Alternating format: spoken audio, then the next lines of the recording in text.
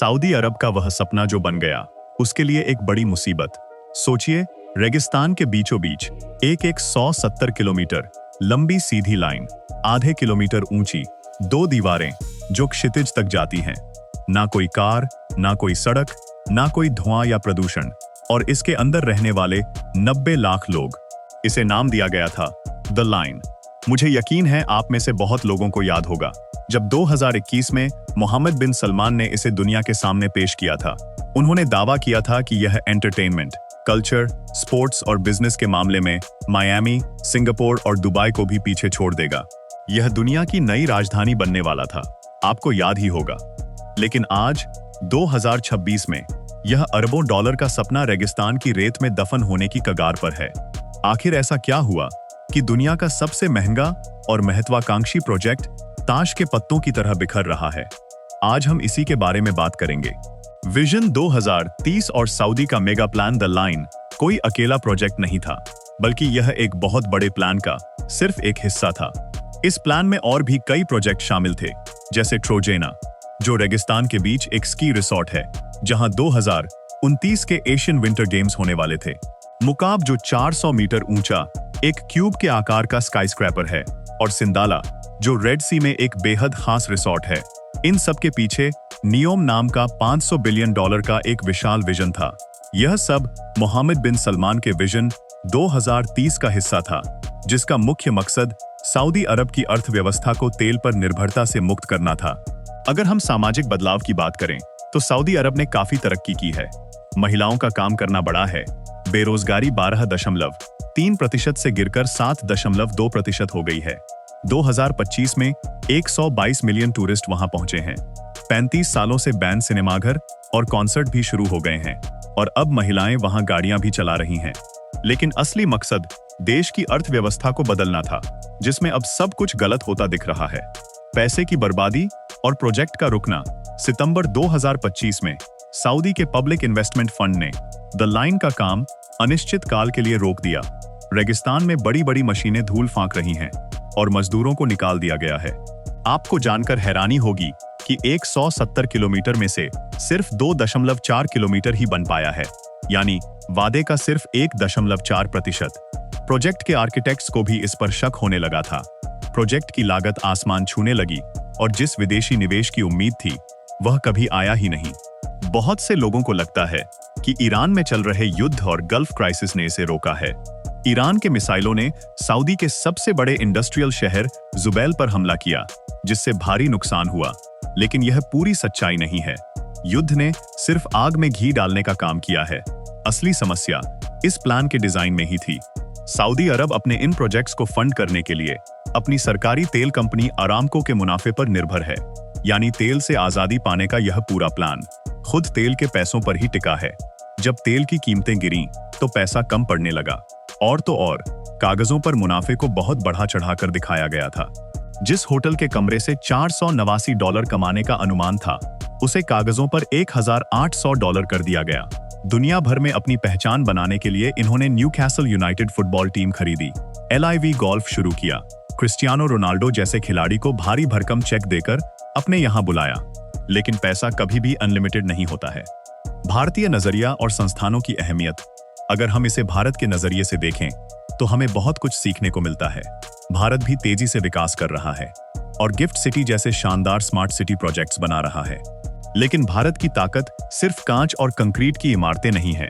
भारत की असली ताकत उसकी डेमोक्रेसी, मजबूत कानून और RBI या सेबी जैसी स्वतंत्र संस्थाएं हैं। भारत में IT सेक्टर और सर्विस सेक्टर इसलिए बढ़ा क्योंकि यहाँ विदेशी निवेशकों को कानूनी सुरक्षा और एक पारदर्शी माहौल मिलता है। कोई भी बड़ा विदेशी निवेशक या मल्टीनेशनल कंपनी सिर्फ चमक दमक देखकर अपना पैसा नहीं लगाती, उसे कानून का राज और बिजनेस करने की आजादी चाहिए होती है। विदेशी टैलेंट उस देश में जाना पसंद करता है जहां उसे बोलने और रहने की आजादी हो। सऊदी अरब यही मात खा गया। वे अरबों डॉलर की इमारतें तो बना सकते हैं, लेकिन विदेशी कंपनियों को अपनी मनमर्जी से चलने वाली अदालतों और कड़े नियमों से डरा देते हैं। भारत जैसे देश अपने मजबूत सिस्टम और टैलेंट के दम पर बिना ज्यादा तेल के भी दुनिया की सबसे तेजी से बढ़ती इकोनॉमी बने हुए हैं, क्योंकि यहाँ का बुनियाद संस्थाओं पर टिका है। दुबई मॉडल बनाम सऊदी की जिद सऊदी अरब चाहता तो अपने पड़ोसी दुबई से बहुत कुछ सीख सकता था।